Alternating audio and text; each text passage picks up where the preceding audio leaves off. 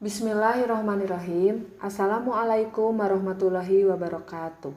Pada kesempatan kali ini, saya akan memaparkan LK 3.1 menyusun best practice dengan menggunakan metode STAR. Lokasi SMA Negeri 12 Garut, lingkup pendidikan sekolah menengah atas, tujuan yang ingin dicapai setelah melaksanakan pembelajaran, peserta didik mampu menganalisis isi, struktur, dan kebahasaan teks ceramah. Penulis Silvia Nopianti SPD, tanggal 9 Januari 2023. Situasi, kondisi yang menjadi latar belakang masalah, mengapa praktik ini penting untuk dibagikan, apa yang menjadi peran dan tanggung jawab Anda dalam praktik ini.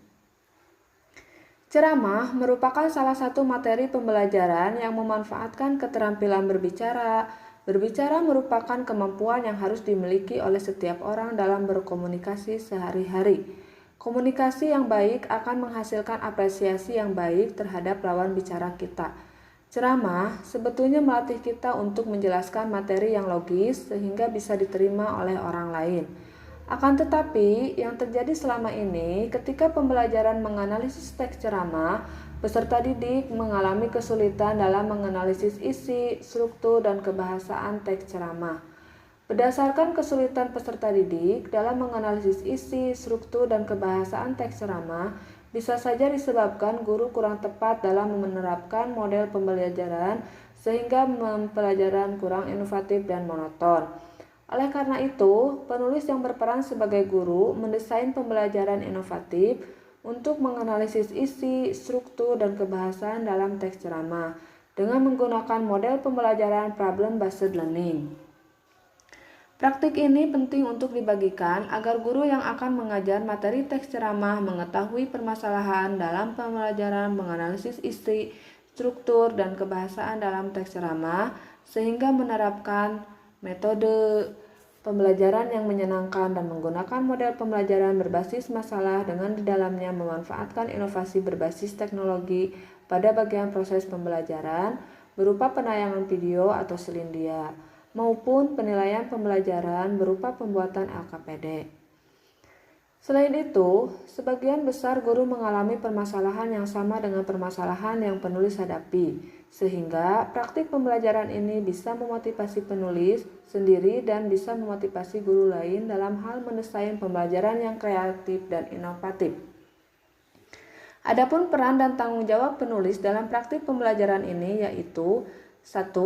Sebagai guru yang bertanggung jawab dalam mendesain pembelajaran sesuai dengan tuntutan abad 21 yang kreatif, inovatif, menantang, dan menyenangkan, menggunakan model, metode, dan media pembelajaran yang tepat dan inovatif sehingga tujuan pembelajaran dapat tercapai secara efektif.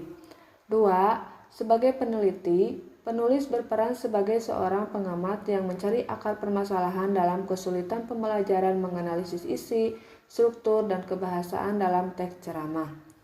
3. Sebagai perancang rencana pelaksanaan pembelajaran dengan model yang telah ditentukan, yang dalam hal ini adalah model pembelajaran berbasis masalah.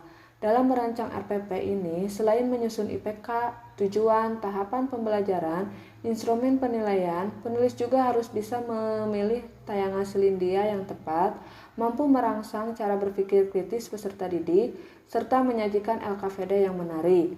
4. Sebagai fasilitator dalam pembelajaran, penulis harus menjadi partner belajar peserta didik, menciptakan suasana pembelajaran yang menyenangkan, tidak membosankan, dan mampu mengetahui potensi peserta didik.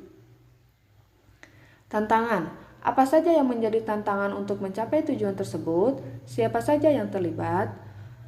Pelaksanaan pembelajaran model problem-based learning tentu saja memiliki tantangan, diantaranya 1. Membutuhkan persiapan lebih untuk menyiapkan alat, konsep, media, dan persiapan lainnya.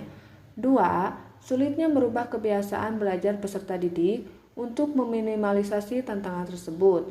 Guru memanfaatkan peralatan yang ada, guru melakukan diagnosis untuk mengetahui kebutuhan belajar peserta didik, dan kegiatan menganalisis isi, struktur, kebahasaan dalam teks ceramah dilakukan secara berkelompok agar dapat lebih efektif. Orang yang terlibat pada praktik pembelajaran ini diantaranya 1. Peserta didik sebagai sentral dalam proses pembelajaran. 2. Guru sebagai fasilitator. 3. Dosen dan guru pamong sebagai pembimbing dalam proses pelaksanaan pembelajaran. 4. Rekan sejawat yang membantu terlaksananya kegiatan pembelajaran. Aksi langkah-langkah apa yang dilakukan untuk menghadapi tantangan tersebut, strategi apa yang digunakan, bagaimana prosesnya, siapa saja yang terlibat.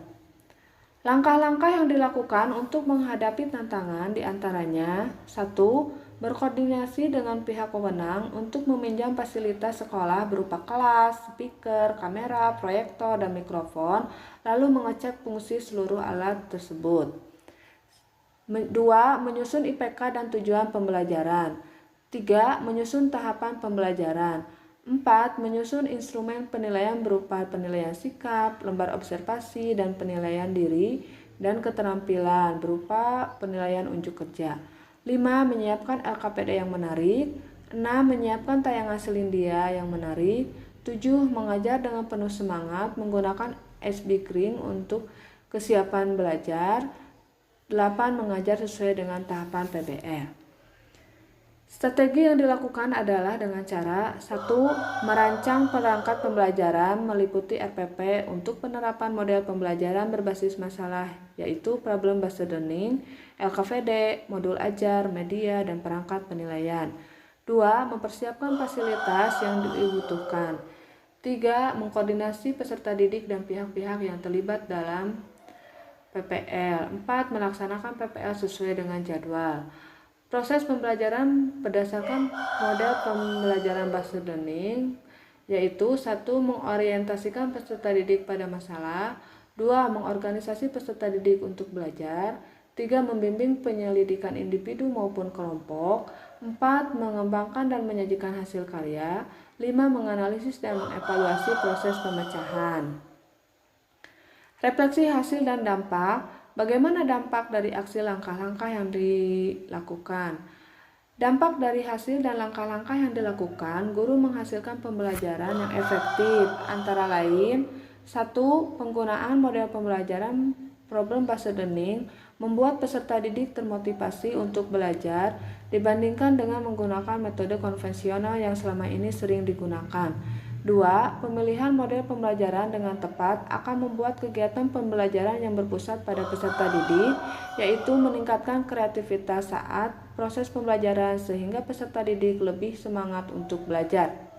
3. Dalam penerapan dan penggunaan media pembelajaran yang berbasis aplikasi, sangat membantu peserta didik dalam memahami materi pembelajaran yang dibuktikan dengan keterampilan dan hasil belajar peserta didik yang meningkat.